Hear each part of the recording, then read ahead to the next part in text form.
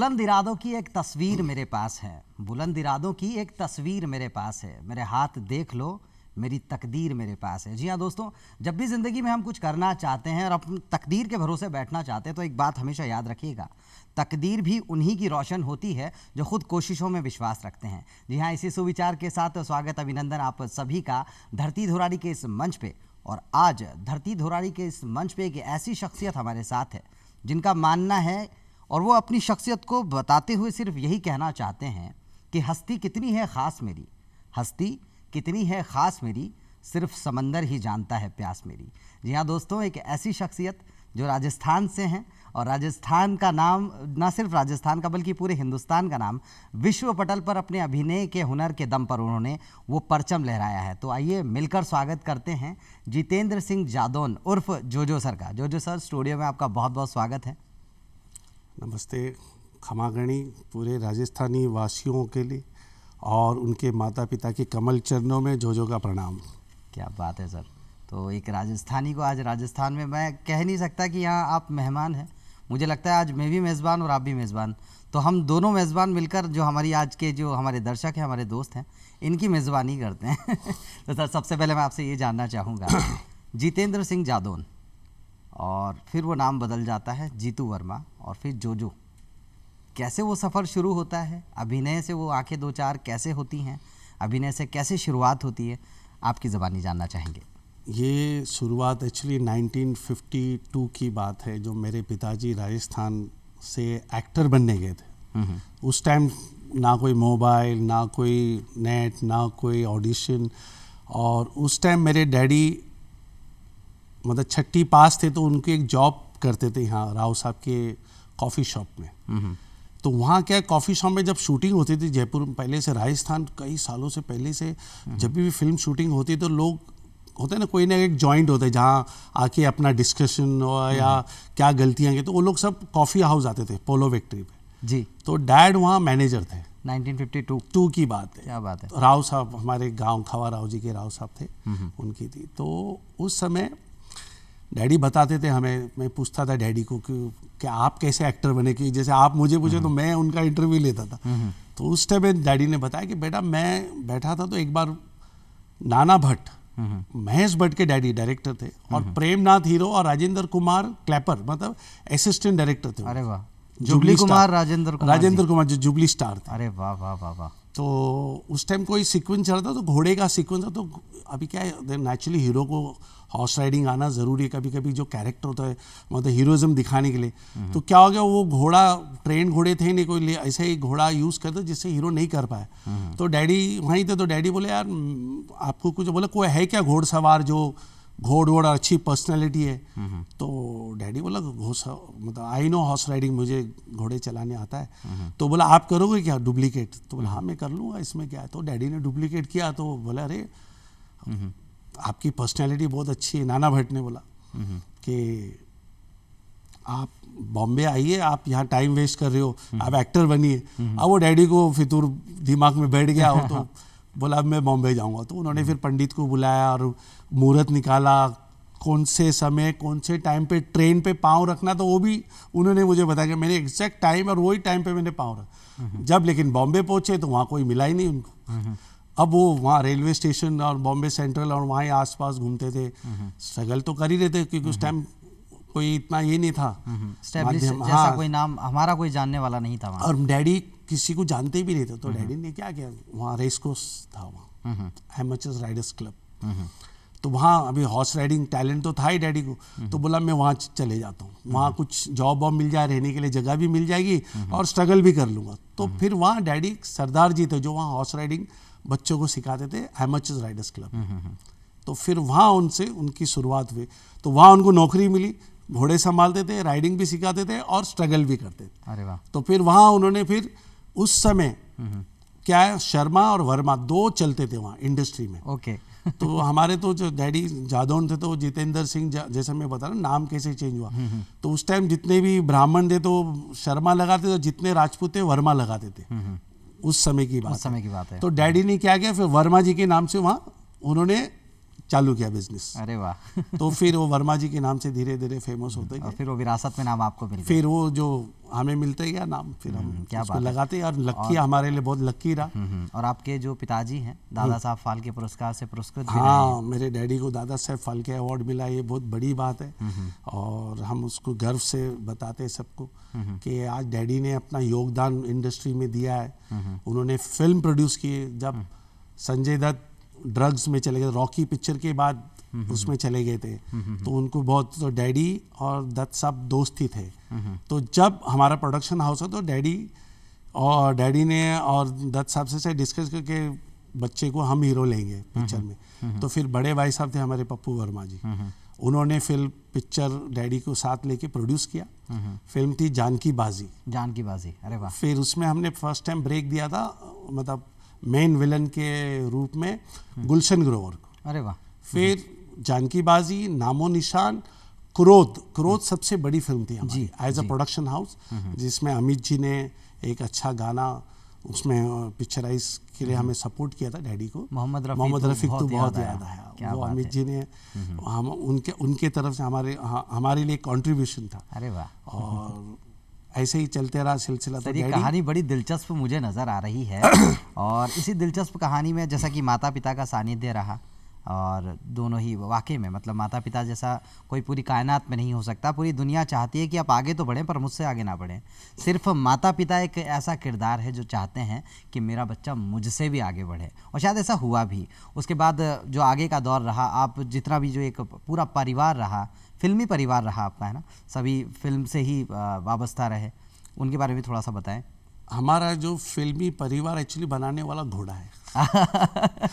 तो डैडी ने एक घोड़ा लिया था, वाइट घोड़ा खरीदा था जी, उसका नाम था मुश्ताक। मुश्ताक, क्या बात है। वो घोड़ा हमारे लिए इतना लक्की साबित हो कि हमारे नियरली 100 घोड़े हमारे पास हो गए थे। अरे वाह।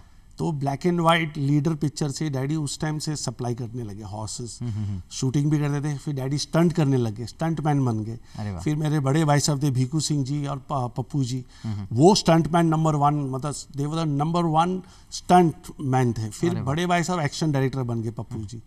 फिर कूली फिल्म देखे रहेगी, जब कूली में एक्शन डायरेक्टर थे, जब अमित जी को लग गया था उस टाइम एक्शन डायरेक्टर बड़े भाई साहब ही थे। तो मतलब बता रहा हूँ कि वो तो धीरे धीरे डैडी का आशीर्वाद ऐसा रहा कि हमारे सब भाई, धीरे धीरे हम 7 भाई है। तो मेरे 5 भाई तो एक्शन डायरेक्टर है, एक भाई पॉलिटिशियन है और एक भाई एक्टर है। तो हम 7 भाई और ये मेरा ज़्यादा करके गेटअप फिल्मों में रहता है। जी जी जी जी। तो सर अभी जो गेटअप है जो फ़िलहाल मुझे नज़र आ रहा है, और जैसा कि आपके बहुत सारे कैरेक्टर्स हैं जिनके बारे में भी हम चर्चा करेंगे, लेकिन फ़िलहाल जो हम आपसे जानना चाहेंगे, अभिनय शुरुआती दौर में जब अभिनय आप करना चाहते थे तब अभिनय सीखा भी आप, वो कहानी क्या है, उस कहानी के बारे में बताएं। मैं एक्चुअली पहले जब स्कूल में था तो हमारी बिल्डिंग में एक क्लब था, मैरी मैक्स क्लब। तो वहाँ क्या होता था, क्रिसमस को प्रोग्राम होते थे। ओके। तो वहाँ हमारा एक प्ले भी होता था, फैंसी ड्रेस कंपटीशन होता था, टैलेंट कॉन्टेस्ट होता था। तो मैं उसमें पार्ट लेता था। तो मैं क्या करता, उसमें डायरेक्ट करता था, छोटे छोटे प्ले बनाता था, और मैं खुद एक्टिंग करता था, खुद डायरेक्ट करता था और खुद हीरो रहता था। तो उस टाइम से मुझे नहीं पता कि मैं एक्टर बनूंगा, उस टाइम ऐसा चल रहा है, चलने दो, एक एंजॉयमेंट मिल रहा था। तो एक बात यहाँ काट के पूछना चाहूँगा, खुद के पसंदीदा एक्टर कौन थे उस समय के? एक्चुअली मैं ज़्यादा करके पहले वेस्टर्न फिल्म देखता था। ओके। तो फ्रेड स्टेट, जीन कैली, ये सब डांसर लोग थे, एक्टर, उनको देख के मुझे बहुत अच्छा लगता था, फैसिनेट होते थे। हाँ, फैसिनेट होता था, because they were very talented. Acting के अलावा लोग डांस परफॉर्मेंस, टैप डांसिंग करते थे, तो बहुत ब्यूटीफुली, लाइक एक्चुअली बाद में हिंदी पिक्चर तो देख के हम बड़े हुए, और अमिताभ बच्चन जी तो सबके प्रिय रही है और सुपरस्टार रही है। तो फिर स्कूल के प्ले आप डायरेक्ट करते थे? हाँ, और मैं एक्टिंग करता था। लेकिन बाद में क्या हो गया, मैं अचानक कोरियोग्राफी, मतलब डांसिंग का मैं घुस गया। मतलब मैं I started dancing, I started performing. तो मुझे अच्छा लगने लगा कि न्यू स्टेप्स, इनोवेशन करना। कॉलेज प्रोग्राम में परफॉर्म करता था मैं। तो फिर मैं नेशनल चैम्पियन रहा हूँ 89-90 का, ऑल इंडिया नेशनल चैम्पियन। मैंने एस्कॉट बाइक, यामा बाइक जीती थी, 100 RX 100 आई थी। मेरे से पहले अरशद वारसी था। अरशद वारसी भी जीते थे। अरशद वारसी थे, उस टाइम भी मैंने पार्ट लिया था। उस टाइम मैं सेकंड रनर्स अप था 88 में। फिर 89 में मैं जीता नेशनल चैंपियन। तो सर जब आप नेशनल चैंपियनशिप जीत रहे थे तब मैं पैदा हो रहा था।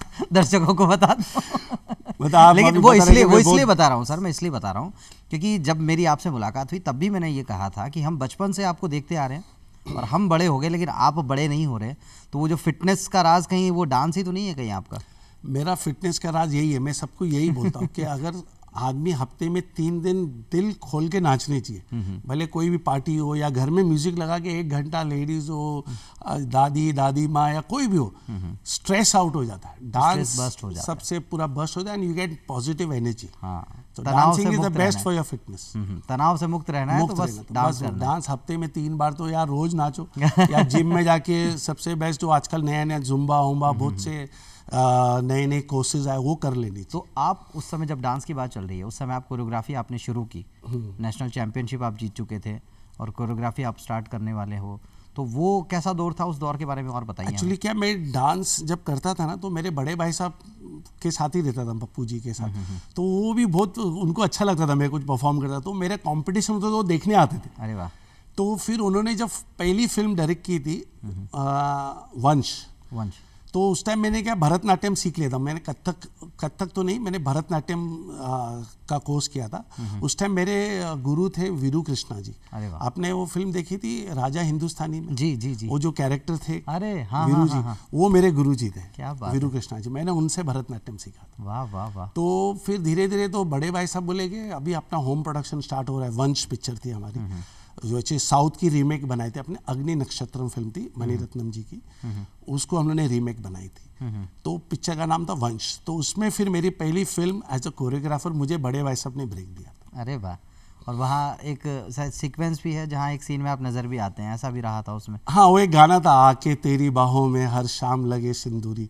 ये गाना अभी तक फेमस है। मतलब ये मुझे काफ़ी यार दोस्त मिलते थे, बार ओनर लोग बोलते भाई साहब हमें तो आपका वो गाने का अभी भी डिमांड चलता है, शाम को आते भाई साहब वो आके तेरी बाहों में लगेगी। क्या बात है। तो उसमें एक बांसुरी बजा रहा हूँ, एक 36 बीट का एक कोरियोग्राफी था, मेरी लाइफ का फर्स्ट कोरियोग्राफी था सीक्वेंस। तो ये तो कोरियोग्राफी की बात आपने की, कोरियोग्राफी का जो पदार्पण है, डेब्यू है, वो हो चुका है।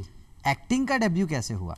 तो कोरियोग्राफी करते करते फिर मैं एक्चुअली यूएस चले गया था कि मेरा चलो वहाँ जाके अपन स्ट्रगल करते, अपन कुछ देखते क्या हो रहा है क्या नहीं। तो बड़े भाई साहब के साथ मैं 10 साल का वीज़ा था मेरे पास, तो मैं लॉस एंजलिस रहता था, सीबीएस स्टूडियो के बाजू में रहता था। तो वहाँ फिर मैं देखा कि एवरीबडी इज फिटनेस फिट।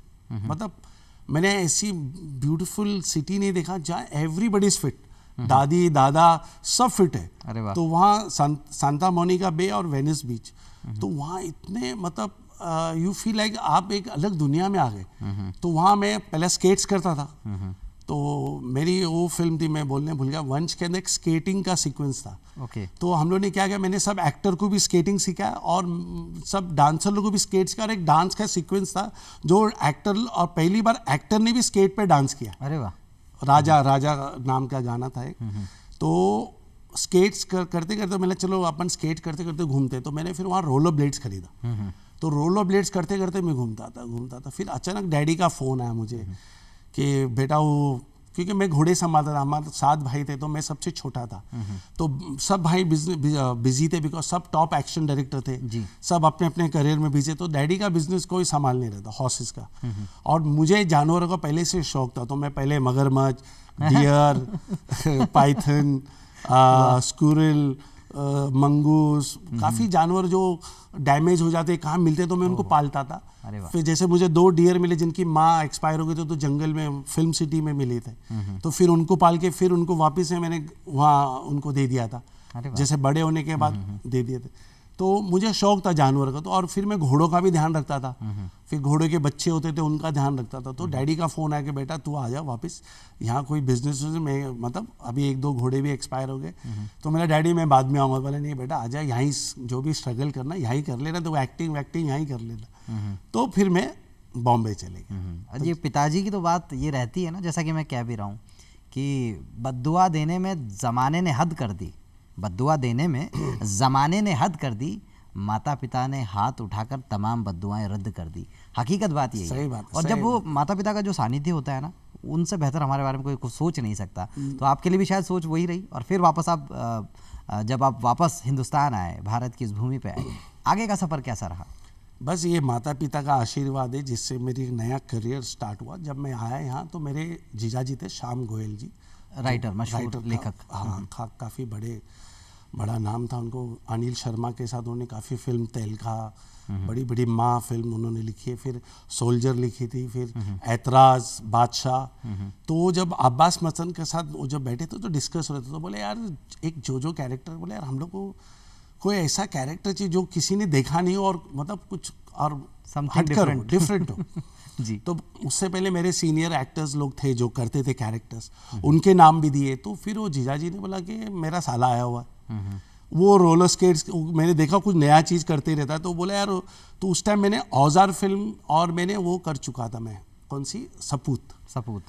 तो उन्होंने बोला अरे हाँ वो तो एक्टिंग करता है। तो बोला हाँ वो करता है। तो बोला ये कैरेक्टर करेंगे? तो मैं हाँ मैं बात करता हूँ। तो मुझे अरे मतलब जिया जी मेरे को तो बहुत अच्छा है, मज़ा आएगा, मेरा इंट्रोडक्शन उस पर होगा तो कुछ नई चीज़ होगी। और नेचुरली जब भी मैं एक्सरसाइज जिम में, मैं और सलमान साथ में जिम करते थे, एक्सरसाइज करते थे, औजार पिक्चर की टाइम की बात है। तो फिर ये कैरेक्टर मुझे मिला और फिर आप लोग ने देखा रहेगा जो पैदा हो गया। अरे सर, एक ऐसा किरदार जो शायद लीड कह सकते हैं कि लीड भूमिका में तो नहीं था, लेकिन मैं यकीन से कह सकता हूं सर, शायद जिस व्यक्ति ने सोल्जर फिल्म देखी है वो उस किरदार को नहीं भूल सकता। और सपोर्टिंग कैरेक्टर की शायद खास बात ये भी होती है कि असल में लीड कैरेक्टर को बड़ा बनाने का काम सपोर्टिंग कैरेक्टर करते हैं। तो सर वाकई में, और आप तो जो करते हैं वो जो आपने जोजो बन के किया, उसके बाद आपका शायद नामकरण ही जोजो बन गया, जोजो के नाम से लोग जानने लगे। अच्छा सर, उससे ठीक पहले जैसा कि आप बता रहे हो औजार फिल्म, और उसका भी एक बड़ा दिलचस्प सा किस्सा है जिसकी बात अगर यहाँ ना हो तो बात अधूरी है। राजस्थान की बात है, राजस्थानी विलन का कैरेक्टर आप कर रहे थे, क्या किस्सा है, आपकी ज़बानी जानेंगे। ये भी बिकॉज हमारा पूरा बैकग्राउंड, मेरे डैडी राजस्थान के, हम राजस्थान से है। तो मैं सलमान खान को हॉर्स राइडिंग सिखा रहा था। तो सिखाते सिखाते, और पहली फिल्म थी जिसमें सलमान घोड़ा, मतलब उसको ट्रिक राइडिंग करता, मतलब भागते भागते घोड़े पे बैठना था, और ट्रिक राइडिंग बोलते हैं। तो सलमान प्रैक्टिस करता तो मैं उसको सिखा रहा था, प्रैक्टिस कर रहे थे हम लोग। तो सोहेल खान की पहली पिक्चर थी औजार, एज अ डायरेक्टर। तो सलमान ने बोला यार राजस्थानी कैरेक्टर है, तो बोला Jeetu why don't you play that role, है नो, क्योंकि राजस्थान के हो तुम लोग, तो तू कैरेक्टर भी यार तू राजस्थानी बोल भी लेगा, क्योंकि हम तो बचपन से आते रहे जाते रहे, तो थोड़ी बहुत मारवाड़ी आती है। तो मैं उसमें हाँ यार मैं मारवाड़ी बोला, लेकिन कैरेक्टर के साथ बोला बहुत अच्छा कैरेक्टर है उसका। एक सीक्वेंस है, खाली एक ही सीक्वेंस ही बोला था मुझे कि दिखाया कि वो ड्रग सप्लाई करता है और ठाकुर जय सिंह है और घोड़े वोड़े है और अच्छा कैरेक्टर। तो मैं ठीक है, मैं प्ले कर लेंगे अपन। तो वैसा मुझे ये रोल मिला था ठाकुर जय सिंह। तो फिर हमने ये कैरेक्टर प्ले किया था और सोहेल भाई से फिर मेरी बात हुई, डिस्कशन हुआ। तो फिर बिकॉज मेरी पहली फिल्म थी और राजस्थान से मेरी फिल्म, और एज अ राजस्थानी कैरेक्टर से मेरी ये फिल्म स्टार्ट हुई थी। अरे वाह। और वो जो एक डायलॉग, वो तो हम यहाँ सुनेंगे ज़रूर आपसे, और उस डायलॉग की कहानी बड़ी दिलचस्प है, वो भी ज़रूर सुनेंगे आपसे। हाँ, उसमें भी सोहेल भाई से डिस्कस हो रही, तो बोले यार राजस्थानी डायलॉग कुछ अपन दिखाए ना कि तू मैं हो रही, झगड़ा हो रहा है। तो फिर मैं बोला भाइयों ये मारो इलाको है। तो सलमान को मैं जब डायलॉग बोलता हूँ कि ये मारो इलाको है, मैं तारो छीछुड़ो उड़ा दूंगा। फिर यही चीज़ हम लोग लास्ट में क्लाइमेक्स में लेके गए कि सलमान फिर मुझे कि तू थारो इलाकों में मारो कुछ बिगाड़ ना सको, अब तुम मारो इलाकों में के बिगाड़ोगे, अब मैं थारो छीछुड़ो उड़ा दूंगा। तो ये मतलब ऐसे ही डायलॉग बाजी चलती थी। इसमें हमारा क्या हो गया, जैसे भी सलमान और मैं जैसे हम लोग एक दूसरे को पकड़ देते ना, तो वो बेचारा प्रैक्टिस करता था छीछुड़ो और ये भाइयों, तो हम लोग हंस देते थे। जैसे हम एक दूसरे के आंख में देखते थे तो हम लोग ये हंसी छूट जाती थी। 35 रिटेक्स हुआ था, 35 रिटेक्स हुआ था। क्या तो ये एक छोटी छोटी बातें याद, मतलब कभी कभी हम सोचते तो बहुत अच्छा लगता है। क्या बात है। और वो एक जो डायलॉग जो मुझे बड़ा पसंद है कि भाइयों मैं भी पार्टी बदल लूं क्या। हाँ, अरे वो भी एक हाईलाइट हुआ कि पहले एक्चुअली मेरा क्या, मैं बता ना, खाली एक ही सीक्वेंस के लिए मुझे लिया था। तो क्योंकि मैं क्योंकि स्टंट मैन का भाई था, तो हेलीकॉप्टर पे लटकने का सीन था, वो मैंने खुद रियल शॉट दिया। ये भी आपके बारे में मैं शायद हमारे पूरे दर्शकों को बता दूं कि जितने भी आपकी फिल्मों के स्टंट्स हैं वो आपने खुद ही निभाए हैं। ये अपने आप में बड़ी खास बात है। जी सर, आगे बताएं। तो ये स्टंट के बारे में मैं बताऊंगा, क्योंकि ये एक्चुअली मैं सोचा कि एकदम चलो ठीक है हेलीकॉप्टर पे लटकेंगे सिंपल, लेकिन जब मुझे केबल एबल लगाया और जब वो हेलीकॉप्टर उड़ के गया, मैं मजाक नहीं करता, मतलब इट्स सो डेंजरस, मतलब आप सोचो ना आप हेलीकॉप्टर के नीचे लटके। लेकिन फिर मेरा एक बचपन का एक सपना था, मेरे हिसाब से ये सपना हर बच्चा, हर बूढ़ा और हर आदमी देखता है, जबकि वो सपने में उड़ रहा है, भागते भागते उड़ रहा है। तो वो मेरा एक सपना भगवान ने वो पूरा किया कि मैं धोती में लटक रहा हूँ और केबल पीछे लगा और मैं फिर सुपरमैन जैसा उड़ने लगा।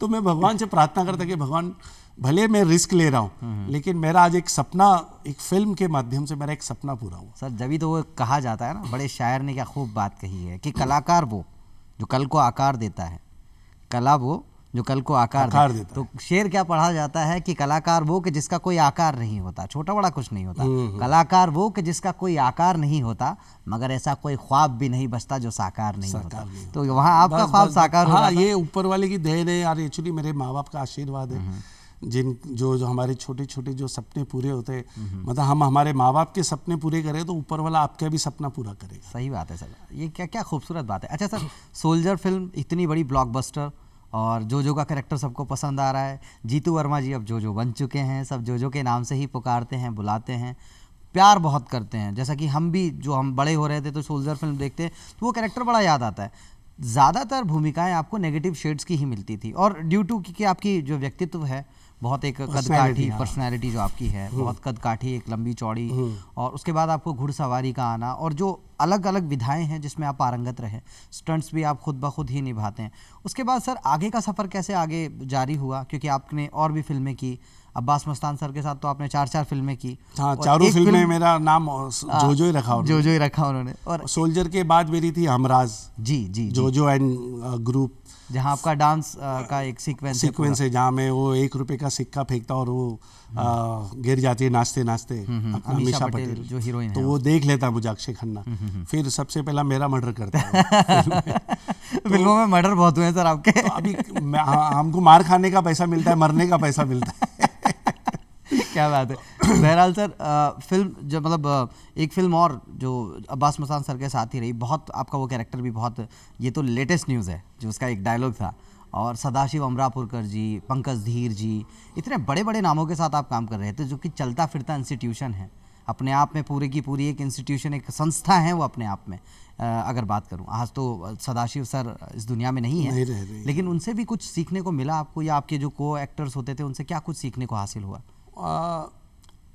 मेरे जो डैडी के जो कैरेक्टर उन्होंने प्ले किया ना, तो उनका और मेरा जो टाइमिंग था ना, और वो मुझे इतना सपोर्ट किया, मेरे सीनियर थे, उन्होंने इतने प्ले किया और इतनी बड़ी बड़ी फिल्म की है मेरे साथ फर्स्ट टाइम, और मैं बेटे का रोल, और कॉमेडी। अच्छा, कॉमेडी का क्या होता है, टाइमिंग होता है जी। अब हम लोग, मैं सोचा भी इनसे रिहर्सल कैसे करूँ, क्या करूँ, तो फिर जैसे मैं उनसे अरे जोजो, अच्छा जोजो ही बुलाते थे, चल एक बार अपन कर ही रहे थे रिहर्सल, तो हम लोग रिहर्सल करते, तो हमने एक ही टाइम ही करते थे, क्योंकि घड़ी घड़ी करने से भी क्या टाइमिंग मिस हो जाता है। तो हम लोगों ने हर टाइम बस एक रिहर्सल किया, टाइमिंग, नेक्स्ट टेक ओके, फिर उसके बाद हमारा सब टेक ओके ही हो गया। तो उन्होंने अच्छा सपोर्ट किया मुझे हमेशा, मेरे सीनियर एक्टर्स लोग ने हमेशा सपोर्ट किया। अच्छा, इनके अलावा अब्बास मस्तान सर के तो आप फेवरेट रहे, कि मतलब हर फिल्म में आपकी भूमिका लगभग होती ही थी उनके साथ में। यहाँ मैं जानना चाहूँगा, रोहित शेट्टी जी के साथ भी आपने काम किया, और भी जो इंडस्ट्री के दिग्गज हैं उनके साथ काम किया, और बोल बच्चन की मैं बात कर रहा हूँ, फिर राजस्थान में आना था, और एक ऐसी भूमिका जहाँ राजस्थानी मारवाड़ी डायलॉग्स थे, वो कैसा आपको कितना दिल के करीब है? बोल बच्चन से पहले मैंने रोहित शेट्टी की कॉमेडी फिल्म किया था, पार्ट 1 पार्ट 2 गोलमाल 3 में मुझे एक छोटा कैरेक्टर दिया था बिल्कुल रोहित शेट्टी जी ने मुझे, तो मैंने प्ले किया, तो फिर उन्हें लगा कि यार ये कैरेक्टर मैं आगे यूज़ कर सकता हूँ, तो I should specially thanks to him for giving me such a great, मतलब बहुत अच्छा ब्रेक दिया उन्होंने as a main villain Ajay Devgan के सामने। तो उस टाइम के राजस्थानी बैकग्राउंड था, उसको पता हम राजस्थान के हैं, तो फिर मेरे को एक ही बोला कि मूछो रखना, तो रियल मुछ ही रखना, तो उस टाइम मैंने रियल मुछ ही बढ़ाई थी, और रोहित जी के साथ फिर वो मेरी फिल्म है, और वो कमाल कैरेक्टर है सर आपका, और बहुत अच्छा कैरेक्टर किया था। काफ़ी सीन्स भी थे, मतलब पिक्चर काफ़ी बड़ी हो गई थी, तो मेरे 1-2 सीन थे जो डाले ने उन्होंने क्योंकि नेचुरली पिक्चर जब बड़ी बन जाती है, जी। बनते बनते कई चीज़ें होती है संपादन में, जो कई चीज़ें निकल भी जाती तो है। बस लेकिन आपका वो मुझे डायलॉग बहुत अच्छे से जो मैं थोड़ा थोड़ा रिकॉल कर पा रहा हूँ इस वक्त में, कि रणकपुर से वहाँ की दूरी तो अभी आपको 1 घंटे में तय करनी है और मुझे सिर्फ 20 मिनट में तय करनी है। जो प्राची देसाई जो प्राची एक्ट्रेस देवी हैं उनको मेरी कजन सिस्टर बनी। हाँ, तो बड़ा खूबसूरत लगता है ये पूरा का पूरा जो माहौल है कि राजस्थान में ही आप आते हैं, राजस्थान से ही आप बहुत अच्छे से आपका जुड़ाव है और फिर राजस्थानी भाषा में आप डायलॉग्स बोलते हैं, तो बड़ा अच्छा लगता होगा ऑब्वियसली। यहाँ मैं आपसे सर जानना चाहूँगा, घुड़सवारी की बात की जाए, जैसा कि आप बार बार बता रहे हैं कि आपको इंडस्ट्री में लाने का सबसे बड़ा श्रेय आप जो देते हैं वो इस हुनर को देते हैं, घुड़सवारी। घुड़सवारी मेरे जो बोलते हैं ना कि मेरे गुरु माता पिता मेरा घोड़ा है। अरे वाह। और आज जो कैरेक्टर एक्टर मैं बना हूँ ये घोड़ों के कारण ही हुआ, बिकॉज सलमान खान के साथ उसको राइडिंग सिखाता नहीं सिखाता तो मुझे कैरेक्टर नहीं मिलता। और आज मैं आपको बताने चाह रहा हूँ कि मैंने हॉलीवुड की फिल्म किया एज ए हीरो। अरे वाह। और वो भी घोड़ों के कारण मिला है, क्योंकि मैं उसमें मेरे रेज्यूमे में लिखा कि I am a professional horse rider और सोर्ड फाइटर। तो ये हॉलीवुड गया था मेरा नाम। फिर वहाँ से मैं सेलेक्ट हुआ और लकीली मेरा पहला जो शूट था, जैसे हिंदी पिक्चर में मेरा पहला शूट सामुद में हुआ था, यही फिल्म हॉलीवुड का भी मेरे राजस्थानी कैरेक्टर मैंने इंडियन किंग का प्ले किया था। अरे वाह। उस टाइम भवानी सिंह जी जिंदा थे। उस टाइम मेरा सिटी पैलेस घर बताया। फिल्म का नाम था द फॉल, 2006 में रिलीज हुई थी। अरे वाह। और इसके डायरेक्टर थे तरसेम सिंह जी, जिन्होंने पहले जेनिफर लोपेस को लेके फिल्म किया था द फॉल, फिर सेकंड फिल्म थी उनकी द फॉल, थर्ड फिल्म थी उनकी इमॉर्टल्स। तो और ये वर्ल्ड के मतलब number 1 as a ad maker, मतलब उनको एड के गुरु मानते, तरसेम सिंह जी एड गुरु मानते। और आपने भी काफ़ी सारे एड्स भी किए हैं। पहले मैं ऐड ही करता था, बाद में धीरे धीरे एक्टिंग में आ गया, काफ़ी एड्स किया हूँ मैंने। अच्छा, घुड़सवारी की बात की जाए, आपने सिखाया सलमान सर को, सलमान, अक्षय, और अभी भी बच्चन, बहुत सारी बड़ी बड़ी फिल्मों में आपने। हाँ, अभी PS1 देखा रहेगा, अभी मणि रत्नम जी की फिल्म आ रही है। साउथ के एक्टर्स लोग को भी मैंने हॉर्स राइडिंग सिखाया और उसमें घोड़े भी मैंने सप्लाई किए। आपने मेरा ख्याल है जो बाहुबली 1 की जो हीरोइन तमन्ना हाँ, भाटिया तमन्ना भाटिया को ट्रेनिंग दिया हूँ। उनको भी फिर आपने अभी ट्रेन किया। काजल अग्रवाल को ट्रेनिंग दे रहा हूँ। इंडियन 2 आ रही है अभी। तो अगर अभिनय और घुड़सवारी में पहला प्यार चुनना हो तो बड़ा मुश्किल है। आप क्या, ये जवाब मैं इसी मंच के माध्यम से जानना चाहूँगा। क्या बोले आपने? अभिनय यानी कि एक्टिंग, हाँ। या घुड़सवारी यानी हॉर्स राइडिंग, इनमें से अगर दोनों में से पहला कोई चुनाव करना हो तो क्या होगा? घोड़े। अरे वाह। बिल्कुल सटीक जवाब, no if and no but, ये सही है। तो सर मैं आपसे ये भी जानना चाहूँगा, अभी इतने सारे प्रोजेक्ट्स आप कर रहे थे, मिर्ज़ापुर जो OTT प्लेटफॉर्म पे भी आपका एक मतलब एक ऐसा कैरेक्टर जो जितनी बार स्क्रीन पे आता है बहुत कम देर के लिए आता है, लेकिन जब आता है मज़ा आ जाता है देखने के बाद में। और वो अपने आप में चूँकि कई चीज़ों को लेकर वो फिल्म जो OTT पे रिलीज़ हुई सीरीज़, पंकज त्रिपाठी सर, दिव्येंदु शर्मा जी, बड़े बड़े दिग्गज उसमें भी, वहाँ भी आपको सानिध्य मिला, वहाँ भी साथ में आप काम कर रहे हैं। कैसा एक्सपीरियंस था सर मिर्ज़ापुर के साथ? वो भी बहुत बढ़िया एक्सपीरियंस रहा, क्योंकि वो वेब सीरीज़ के बड़े भाई साहब डायरेक्टर थे, एक्शन डायरेक्टर बड़े भाई साहब थे मेरे, मनोहर वर्मा जी। तो मैं क्योंकि 2017 में मेरे पे अटैक हो गया था, so that time I lost my I, like ये सब डैमेज हो गया था मेरी आँखें, ये। तो मैं एक्टिंग से दूर हो गया था बहुत, लगभग 1 साल के लिए। हाँ, तो 1-2 साल के लिए, क्योंकि मेरे साथ 18 के 19 में अपन ने शूट किया था, करेक्ट। तो बड़े भाई साहब बोला, अरे तू एक्टिंग क्यों नहीं करता? तो मैं नहीं भाई साहब, अभी मैं नहीं चाहता कुछ, मतलब इतना दिखता नहीं है मुझे, क्योंकि ये एक साइड का थोड़ा फ्रेम मतलब धुंधलापन दिखता है मुझे। तो मेरा इसके लिए मैं काय को रिस्क नहीं, अगर कुछ कॉमेडी रहेगा तो मैं करूँगा, नहीं तो नहीं करूँ। तो बोले अरे वो एक कैरेक्टर है इसमें जिसमें इसके मुंह में टॉर्च अटक जाती है, और वो एक छोटा कैरेक्टर, तू प्ले करेगा क्या? क्योंकि वो बड़े भाई साहब चाहते हैं कि मैं फिर से एक्टिंग में आ जाऊँ। तो क्योंकि मैं फिर हॉर्स राइडिंग सिखाता था, बस मेरा वही डेली का रूटीन वही चलता था, फिर जिम जाना आना। तो भाई साहब को लगा कि नहीं यार, तू वापिस से एक्टिंग चालू कर। तो फिर उन्होंने मुझे बोला, फिर मैं जाके डायरेक्टर से मिला, फिर डायरेक्टर खुश हो गया, अरे हमने तो बचपन से आपकी सोल्जर वोल्जर सब देखी है पिक्चर है, तो आप करोगे क्या? छोटा सा ही रोल है। तो बोला नहीं सर, मैं कोई रोल को छोटा नहीं मानता हूँ। क्या बात है। बस मेरे लिए खाली बस वो एक कैरेक्टर है जो मुझे निभाना है और उसको 100% निभाना है मुझे। क्या बात है सर, और 100% आपने निभाया भी। हाँ बस। हालांकि मीम्स काफ़ी वायरल होते हैं आपके उसके अच्छा, उसके भी मीम्स बने हैं। जी, ये बड़ी खूबसूरत बात है। आज के इस ज़माने में शायद प्यार करने का एक तरीका है, जो दर्शक आपसे प्यार करते हैं, आपके कैरेक्टर को याद रखते हैं, कैरेक्टर को याद, तो वो ये अपने आप में बड़ी खास बात है। जो वो सोल्जर फिल्म की जो आपकी हंसी थी कि आप हंसें तो सब हंसें, और जैसे ही आपकी हंसी बंद तो सब कुछ बंद। तो वाकई ये अब्बास मस्तान जी का सब ये ना क्रिएटिविटी है। वो लोग सब तीनों भाई डिस्कस करते और क्या, और मुझे भी बिठाते और राइटर को बिठाते, मतलब क्या है, सबको इन्वॉल्व करते हैं।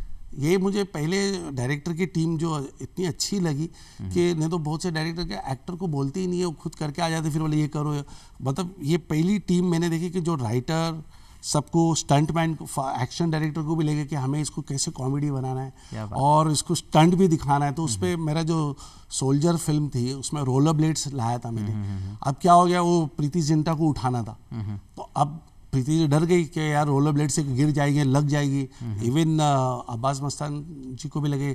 तो पहले मेरा सर इतना है कि मैं पहले कोई फाइटर को उठा लेता हूँ, एक बार रिहर्सल कर लेता हूँ। फिर कैमरा भी उस पर था, स्टडी कैम। तो मेरा सर आप कैमरा आगे रखो और मैं फाइटर को लेके आता हूँ। तो वो क्या थोड़ा हाइट पे स्लोप था, तो बोला आ जाओगे, पहले आ जाओ। तो पहले मैंने फाइटर को उठा, फाइटर को लेके नीचे करके पूरा राउंड लेके आया।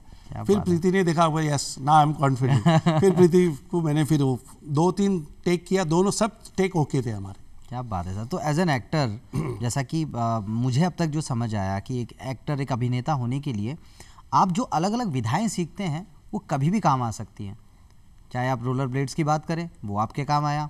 इनिशियली आपने मैंने डांस किया तो मेरे को हमराज फिल्म में काम आया। मैं सब बच्चों को ये बोलता, आप पे अगर टैलेंट है ना तो आप अच्छे एक्टर बन सकते हो। बहुत से लोग, मतलब बॉयज़ एंड गर्ल्स आते हैं, टैलेंट नहीं होने के बाद सोचे हम पैसे देंगे, हम ये कर लेंगे। कोई वो लिफ्ट नहीं है ऊपर जाने के लिए। आपको स्ट्रगल स्टेप बाय स्टेप ही जाना होगा सीखने, क्योंकि आप जब सीखोगे तो आप में हुनर आएगा, आपको लोग देखेंगे। छोटे छोटे रोल से आप बड़े रोल मिलेंगे। आप डायरेक्ट बड़े के लिए जाओगे ना तो वो बहुत लकी, बहुत 1 या 2 है जो स्टार बने और बाद में वो आए और गायब भी हो गए। सही बात है। तो मैं काफ़ी लोगों को बोलता कि आप लोग टैलेंट, कोई भी टैलेंट, जब आपके पास काम नहीं है ना तो आप कोई ना कोई टैलेंट सीखो, कोई इंस्ट्रूमेंट सीख लो, डांस सीख लो, स्विमिंग सीख लो, साइकिलिंग सीख लो, हॉर्स राइडिंग सीख लो। ये आपको कहीं ना कहीं काम में आता ही। सही बात है। तो ये सीखने का दौर जो है ये कभी थमना नहीं चाहिए, सीखते रहना चाहिए। क्योंकि वो कहते भी हैं या तो इंसान जीतता है या फिर सीखता है, इसलिए सीखते रहना चाहिए। क्या खूबसूरत बात है सर, मुझे बड़ा मजा आ रहा है आपसे ये सब कुछ जान के, और मेरे अंदर का एक्टर भी बाहर आने की कोशिश कर रहा है। माशाल्लाह, आप भी स्मार्ट हैंडसम आदमी। अरे sir thank you so much, और आपकी आवाज़ भी बहुत अच्छी है। लेकिन फिलहाल सर मैं आपसे जानना चाहूँगा, आपके भी काफ़ी सारे प्रोजेक्ट्स और भी आ रहे हैं एज एन एक्टर भी। ये जो मूछें हैं इसके पीछे की कहानी भी है, वो भी हम आपकी ज़ुबानी जानना चाहेंगे। अभी मतलब मेरी सुनील शेट्टी जी से बात हुई थी बीच में, कोई एक नया वेब सीरीज स्टार्ट हो रहा है। तो पहले हमारा दिसंबर में था शेड्यूल, फिर अभी मार्च चले गए। तो उनको रियल मुस्टैच चाहिए था, मतलब कोई इंस्पेक्टर का एक रोल था, कैरेक्टर। तो फिर मैंने रियल मूछों को बढ़ाया, नहीं तो mostly I am always clean shave. तो सर आज भी जो स्टंट्स हैं वो खुद आप, एक बार मैं चाहूँगा, ये मेरी दिली ख्वाहिश है क्योंकि ऐसे आप गलत ना लें, आपकी उम्र आपकी ज़बानी में जानना चाहूँगा एक बार कि आप, क्योंकि हम जब से देख रहे हैं जो जी वैसे के वैसे हैं, कोई तब्दीली नहीं है, कोई चेंज नहीं है, कोई बदलाव नहीं है। हम भी चाहते हैं सर कि हम भी ऐसे ही रह पाएँ, तो उसके लिए सर आप क्या टिप्स देना चाहेंगे और आपकी उम्र पहले ही बताएंगे आप? देखो उम्र तो मैं ऐसा बताऊँगा, मैं सलमान खान से छोटा हूँ 2 साल तो 3 साल छोटा हूँ। क्या बात है बहुत खूब सर, बहुत खूब। और ये फिटनेस का राज जो डांस भी आप बताते हैं। हाँ, फिटनेस का राज है कि हफ्ते में 2 या 3 दिन जिम जानी चाहिए। अगर जिम नहीं जा रहे तो आप घर पे डांस करिए या कुछ भी एक्टिविटी, और खुद का काम खुद ही करिए, सबसे बेस्ट। या फिर आप कम से कम 1 घंटा 20 मिनट चलिए, वॉक कीजिए, फिटनेस सबसे। और डाइट बहुत ज़रूरी। यहाँ क्या लोग उल्टा चलते, दिन में कम खाते, रात को ज़्यादा खाते, जबकि रात को कम खानी चाहिए और दिन में आप सब चीज़ खाओ। मैं तो सबको बोलता हूँ कि आप सब खाओ लेकिन मेहनत करो, कैलोरीज को बर्न करो। कैलोरी स्टोर होती तो फिर वो मोटापा होता है। नेचुरली आप कोई भी चीज़ स्टोर करोगे, धन भी स्टोर करोगे तो बढ़ेगा, तो वैसे फैट स्टोर करोगे तो बढ़ेगा। तो सर मैं आपसे ये जानना चाहूँगा, इतने सारे डायरेक्टर्स के साथ काम किया है आपने और अभी भी काम जो है बदस्तूर जारी है, अब वो कहते हैं ना कि सर हज़ारों ख्वाहिशें ऐसी कि हर ख्वाहिश में दम निकले, बहुत निकले मेरे अरमां पर लगता है कि ज़रा कम निकले। अभी भी वो ऐसी कौन सी ख्वाहिश है, वो ऐसी कौन सा दिल का एक भाव है जो अभी चाहते हैं कि ये भी मुझे करना है ज़िंदगी में, ये भी आजमाना है?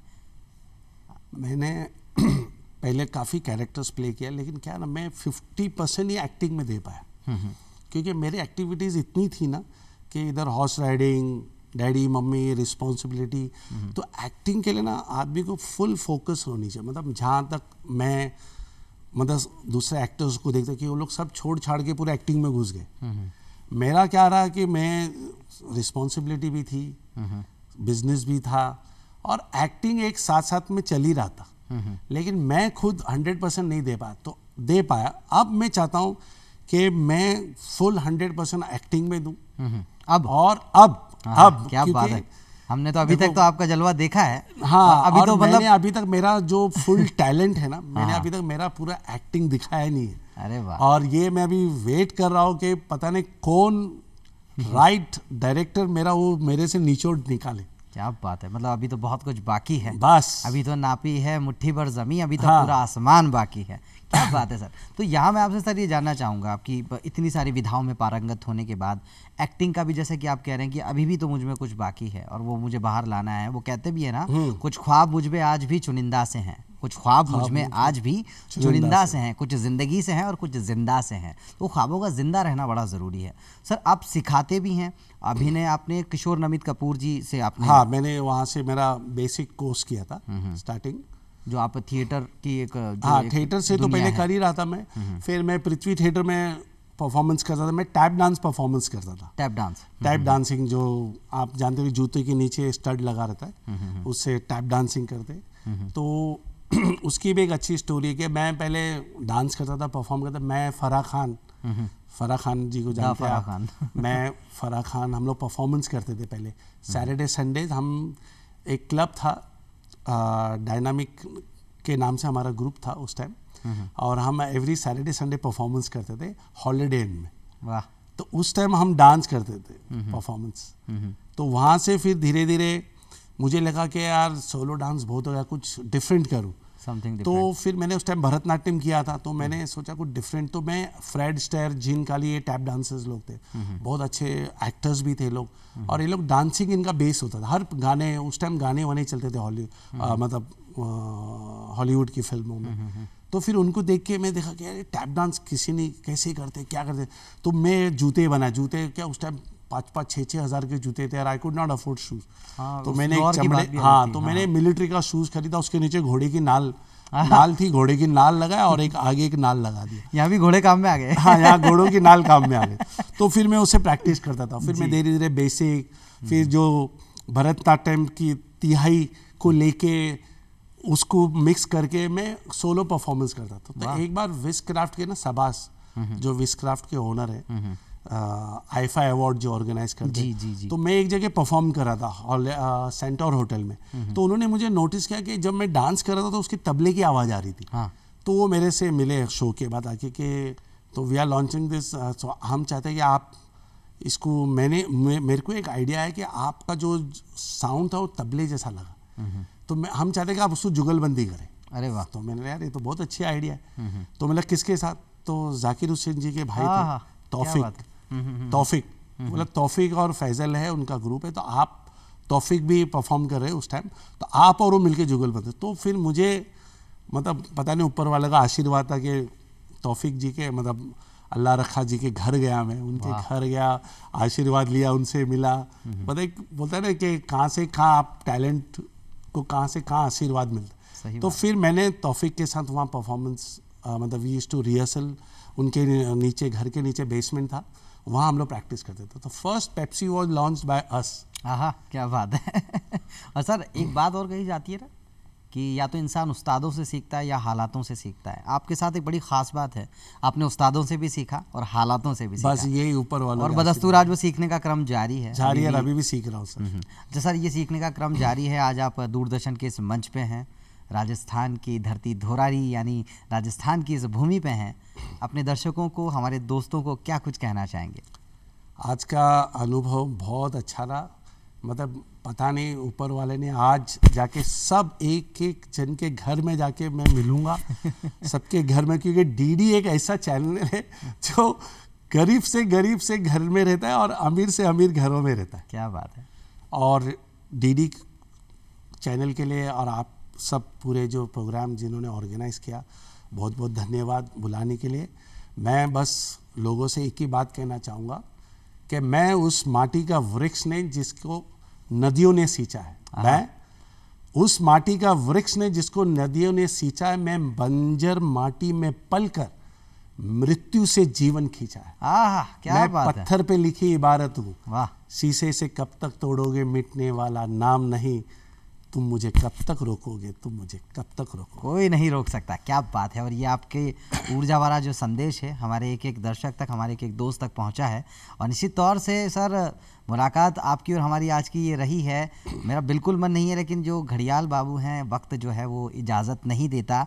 लेकिन जाते जाते भी आपसे बस एक ही बात कहना चाहूँगा कि मुलाकात में, अपनी मुलाकात में वो सिफत ले आना, अपनी मुलाकात में वो सिफत ले आना। अगली बार जब आओ तो ज़रा वक्त और ले आना। आपसे बस यही कहना चाहेंगे और हमारे दर्शकों से, आप सभी से ये कहना चाहेंगे सर बहुत बहुत धन्यवाद, आज आप इस मंच पे आए।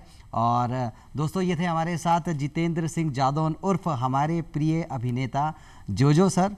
और अब मैं आपसे भी विदा लेना चाहूँगा और यही कहना चाहूँगा, हंसते रहिए, मुस्कुराते रहिए। अगली बार फिर करेंगे किसी और हस्ती के साथ मुलाकात। धन्यवाद।